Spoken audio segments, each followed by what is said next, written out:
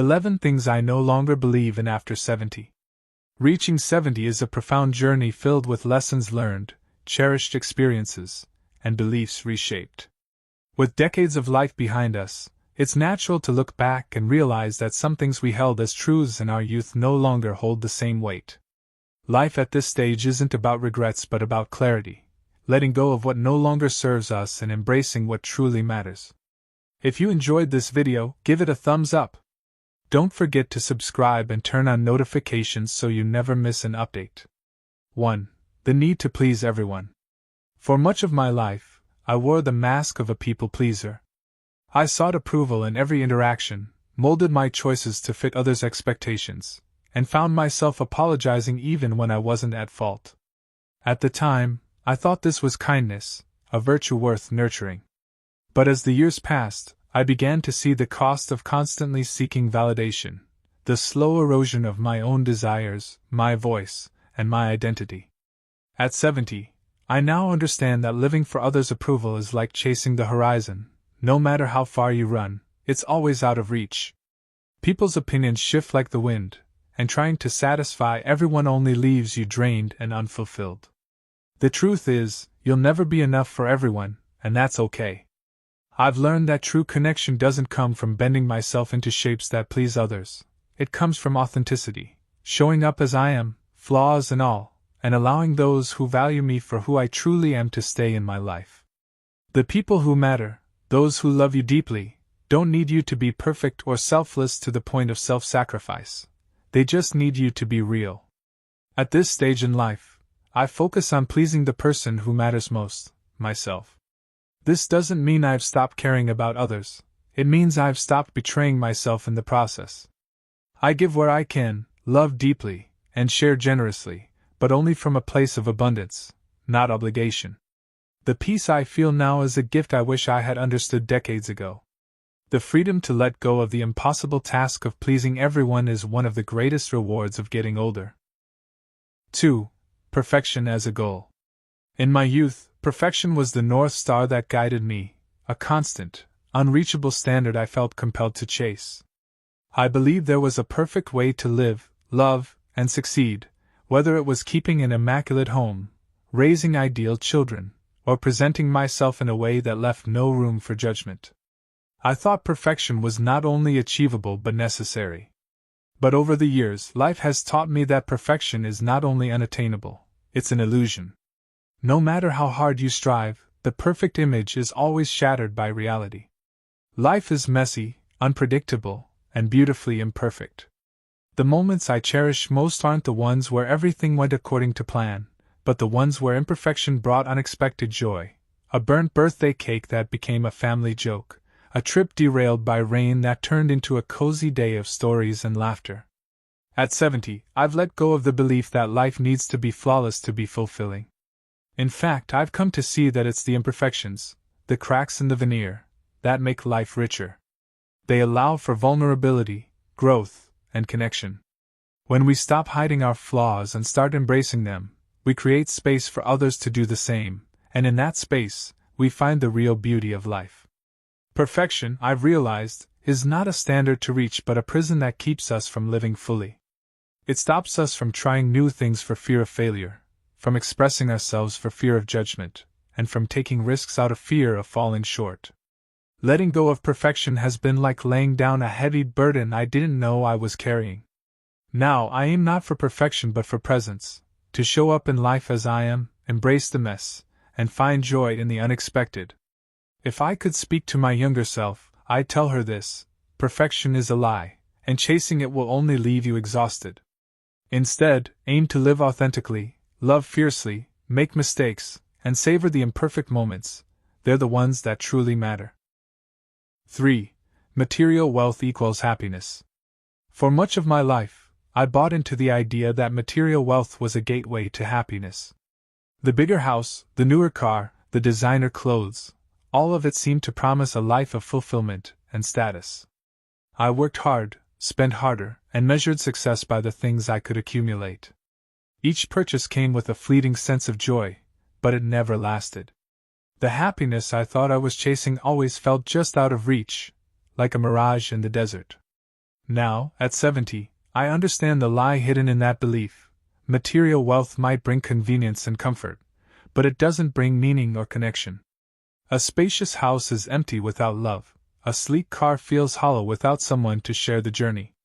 The things we own can never fill the spaces in our hearts that long for companionship, purpose, and peace. Looking back, I find that my most treasured memories have nothing to do with money. The laughter of my children echoing through a modest home, a road trip with friends in a car that had more dents than seats, the way a simple meal shared with those I love tastes richer than any feast in the finest restaurant. These are the moments that have stayed with me, far outlasting any material possession. At this stage of life, I value experiences over things, relationships over possessions, and time over money. The pursuit of material wealth often comes at the cost of what truly matters: our health, our relationships, and our joy. I've seen too many people work themselves to the bone for wealth they never get to enjoy, only to realize too late that they were rich in money but poor in life. Happiness, I've learned, isn't something you can buy. It's found in the quiet moments of gratitude, the love we give and receive, and the peace that comes from knowing we've lived a life true to our values. At 70, I no longer chase material things. Instead, I seek the wealth of a life well lived, time with loved ones, memories that warm the soul, and the kind of contentment money can't buy. 4. Shoulds and social expectations. For decades, my life was guided by an invisible script of shoulds. I should go to college, build a career, get married, have children, and live a life that checked all the boxes of societal approval. I should say yes when asked for help, even when my plate was already full. I should smile even when I was hurting. I should follow the well-trodden path because that's what everyone expected of me, and I did. I followed the script, met the expectations, and lived the life I thought I should. But somewhere along the way, I lost sight of the most important question: what do I want? What makes me happy? At 70, I've finally stopped letting the shoulds dictate my choices. I've come to see them for what they are: social constructs, often arbitrary and outdated, that don't account for the individuality of a person's heart and soul. The shoulds may work for some, but they aren't a one-size-fits-all blueprint for a meaningful life. I've also realized that the people who impose these expectations, whether intentionally or unconsciously, are not the ones who have to live with the consequences. I spent too many years saying yes out of obligation, only to feel resentment and exhaustion. Now I say yes only when it aligns with my values and my joy, and when I say no, I do so without guilt.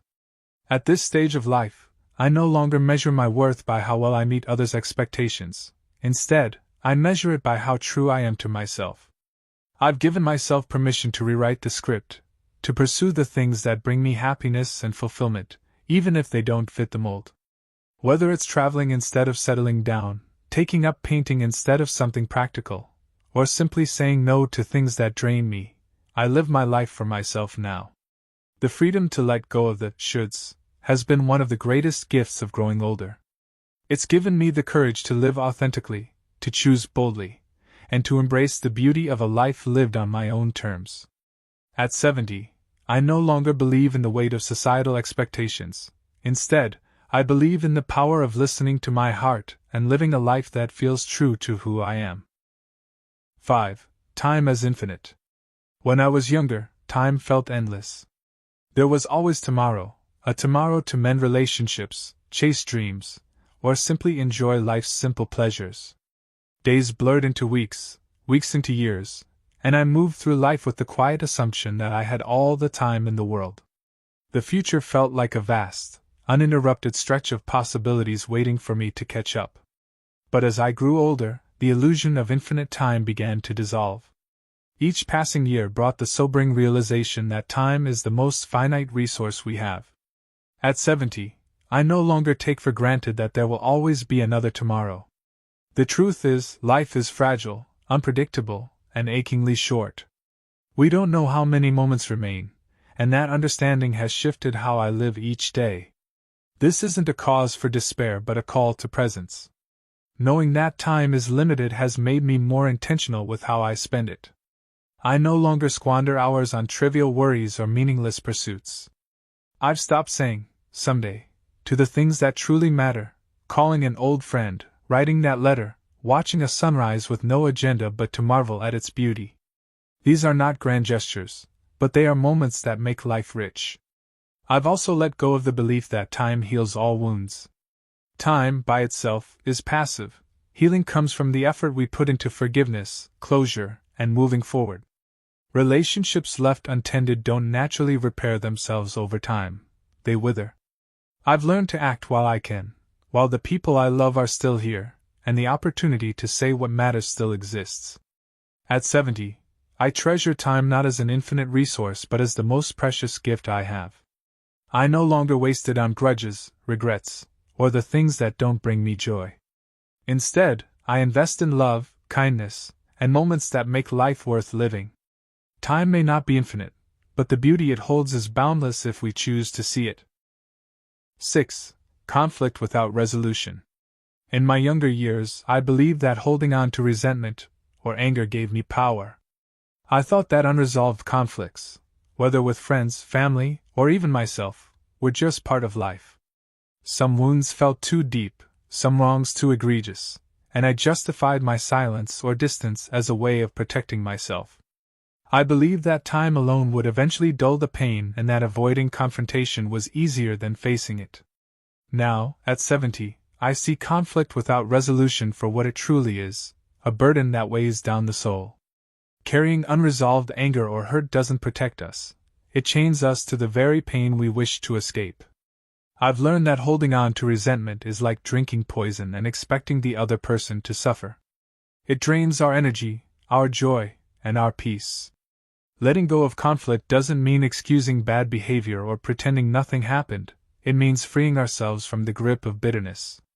Sometimes it's about having the hard conversations, acknowledging hurt, seeking understanding, and extending forgiveness where it feels right. Other times, it's about making peace with the fact that some people won't change, some apologies won't come, and some wounds will remain. In those moments, forgiveness becomes an act of self-care, a way of saying, I choose to set this burden down. There's also a kind of resolution we must find within ourselves. I've had to forgive myself for mistakes I made, words I wish I could take back, and opportunities one let slip by. Self-forgiveness has been one of the hardest lessons to learn but also one of the most liberating. Carrying guilt serves no one, releasing it opens the door to grace. At this stage in life, I no longer have the energy or desire to let unresolved conflicts take up space in my heart. Instead, I prioritize peace, both with others and within myself. I've found that resolution doesn't always mean reconciliation, but it always means freedom. At 70, freedom from the weight of anger and regret is a gift I give myself daily. 7. The need for constant productivity. For most of my life, I believed that my worth was tied to how much I could accomplish. Productivity became my measuring stick for success, and I wore busyness like a badge of honor. Whether it was advancing my career, keeping a spotless home, or saying yes to every obligation, I was always striving to do more, achieve more, and prove my value to the world. Rest felt indulgent, laziness felt shameful, slowing down felt like falling behind. But as the years have passed, I've come to see the emptiness in that belief. The relentless pursuit of productivity leaves little room for the things that truly matter: relationships, reflection, and simply savoring the moment. At 70, I no longer believe that constant productivity is a requirement for a meaningful life. In fact, I've realized that some of the most profound moments happen in the quiet spaces where nothing is being accomplished. The truth is, we are not machines.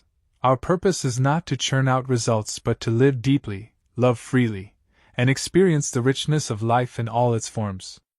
I've learned to embrace rest not as a luxury but as a necessity. Rest gives us the strength to keep going, the clarity to see what truly matters, and the presence to enjoy the beauty that surrounds us. This doesn't mean I've stopped doing the things I care about, it means I've redefined what productivity looks like. Sometimes it's as simple as spending an afternoon reading a book, walking in the park, or having an unhurried conversation with a friend. These moments don't generate accolades or checkboxes, but they fill my soul in ways no accomplishment ever could. At this stage of life, I no longer equate my value with how much I do. I see my worth in the love I give, the kindness I show, and the moments of joy I create. The need for constant productivity is a lie that steals our time and peace. Letting go of that belief has allowed me to truly live. 8. Youth as the pinnacle of life. For much of my life, I believed in the cultural narrative that youth is the best time of life. We're told to cherish our younger years because they're the peak, the time when we're strongest, most beautiful, and full of potential. This belief creates a quiet fear of aging, as though life diminishes with every passing year, and the best is always behind us. But now, at 70, I see just how wrong that narrative is. Youth has its joys, but it also comes with uncertainty, insecurity, and the weight of trying to figure out who you are and where you belong. The years that have followed, each filled with lessons, experiences, and hard-won wisdom, have brought a depth of joy and peace I could never have understood in my youth. At this stage of life, I've let go of the belief that aging is something to fear. I no longer see wrinkles and gray hair as signs of decline but as markers of a life lived fully. Each line tells a story. Each silver strand is a testament to the years I've endured and the love I've given and received. Growing older isn't a loss, it's a privilege denied to many. Every year, every moment is a gift. There's a confidence that comes with age, a freedom from the insecurities that once held me back. I no longer feel the need to prove myself to anyone. I no longer obsess over appearances or chase after the fleeting approval of others. Instead, I focus on what truly matters: connection, gratitude, and leaving the world a little better than I found it. Youth is not the pinnacle of life, it's just one chapter. At 70, I see the richness in the chapters that follow, the way they weave together into a story that is uniquely mine. The later years bring their own kind of beauty, a beauty rooted in wisdom and acceptance, in the quiet contentment of knowing who you are. I wouldn't trade this stage of life for anything. 9. Unquestioning belief in authority. In my younger years, I believed in the steadfastness of authority. I trusted institutions, leaders, and the systems they upheld, thinking they had the collective best interest at heart. Whether it was political figures, religious leaders, or even societal norms, I rarely questioned the motives or the structures that guided my life. I assumed that those in power must know what they were doing and that their authority was inherently just. But decades of life experience have opened my eyes to the flaws, biases, and self-interest that often underlie authority. Authority, I've learned, is not inherently right or wise. It is human, and humans are fallible. People in power can be driven by ambition, ego, or greed just as much as by a genuine desire to serve. Institutions can become rigid, failing to adapt to the needs of the people they were created to support. Traditions, while comforting, can sometimes hold us back from progress. At 70, I no longer believe in unquestioning loyalty to authority. Instead, I've learned to ask questions, to think critically, and to trust my own judgment. Blind obedience is a dangerous path. It robs us of our agency and our ability to discern right from wrong. It's not about being distrustful of everything. It's about being discerning, about holding authority accountable, and about seeking the truth even when it's uncomfortable. This change in perspective hasn't made me cynical. It's made me free. Free to challenge outdated ideas, free to align with values rather than hierarchies, and free to carve my own path. True respect, I've realized, is earned through integrity and transparency, not through titles or tradition. And true authority is shared. It uplifts, it listens, and it evolves. At this stage of life, I hold on to these truths as I navigate a world that is always changing. 10. Fear of aging itself. When I was younger, the idea of aging loomed over me like a shadow. I feared the loss of youth, the slowing of my body, and the inevitable passage of time. Aging seemed like a thief that would rob me of beauty, strength, and relevance. Society reinforced this fear with its relentless celebration of youth, and its silence about the value of growing older. I watched others try to resist aging with creams, surgeries, and desperate attempts to cling to their younger selves. I thought I might have to fight that same battle. But now, at 70, I no longer fear aging. Instead, I see it as a natural, even beautiful, part of life.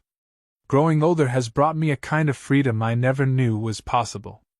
I've let go of the pressures of appearance, the weight of comparison, and the endless striving for what society deems success. Aging has allowed me to strip away the superficial and focus on what truly matters: love, connection, and the legacy I leave behind. There's a peace that comes with embracing age. Each year is a gift, a privilege denied to many. My wrinkles are not something to hide, they are maps of my journey, etched with the laughter, tears, and wisdom of a life well lived. My body may not move as swiftly as it once did, but it carries the strength of endurance and the grace of survival. While my reflection may have changed, the person I see in the mirror is more authentic, more grounded, and more at peace than ever before. For aging isn't something to fear, it's something to embrace. It's not the end of vitality, but a shift in focus. I've traded youthful ambition for a quiet confidence, the rush to achieve for the joy of simply being. I no longer fear the passing of time because I've learned to cherish the time I have. Each day is an opportunity to love deeper, to laugh louder, and to leave the world a little brighter. 11. The illusion of control. For much of my life, I believed in control, the idea that if I worked hard enough, planned well enough, and made all the right decisions, I could shape my life exactly as I wanted. Control felt like safety, a way to guard against the chaos of the unknown. I clung to it tightly, thinking that meticulous planning and unrelenting effort would ensure stability, success, and happiness. But life, as it does, taught me otherwise. Unexpected twists, unplanned losses, and moments of sheer unpredictability have shown me that control is more illusion than reality. The truth is, no matter how carefully we plot our course, life unfolds in ways we can't always predict or influence. Loved ones leave too soon, plans fall apart, and the world shifts in ways we never imagined. At 70, I no longer believe in the illusion of control. Instead, I've embraced acceptance, a quiet, steady acknowledgement that life is as much about adapting to the unexpected as it is about pursuing our goals. This doesn't mean giving up on dreams or living passively. It means learning to flow with life rather than fighting against it. It means finding peace in uncertainty and understanding that letting go of control doesn't mean letting go of hope. What I've learned is that the only thing I can truly control is my response. I can choose to face challenges with grace, to seek joy even in difficult times, and to find meaning in the twists and turns of life. This shift has been liberating. I no longer carry the weight of needing everything to go perfectly. I've learned to trust the journey, even when I can't see the destination. Life is a dance between intention and surrender, and at this stage of life, I've come to cherish the beauty of that balance. Control may be an illusion, but acceptance is a gift that has brought me peace, resilience, and a deeper appreciation for the unpredictable, wondrous nature of life. Final thoughts. At 70, I find myself lighter, not in the physical sense, but emotionally and mentally. Letting go of these outdated beliefs has been a gift, freeing me to live authentically and joyfully. Life may not be perfect, but it is rich, meaningful, and mine to embrace. If you're reading this and find yourself at a similar stage of life, I encourage you to reflect on the beliefs you've outgrown. What have you let go of? What lessons has life taught you? Sharing these insights not only enriches our own journey but can inspire others as well. Here's to the clarity, wisdom, and freedom that come with 70 and beyond. These lessons are meant to inspire you to live fully and authentically. Now, I'd love to hear from you. Take a moment to reflect and share one thing you've learned and plan to apply in your own life. Let's support each other on this journey toward embracing these truths.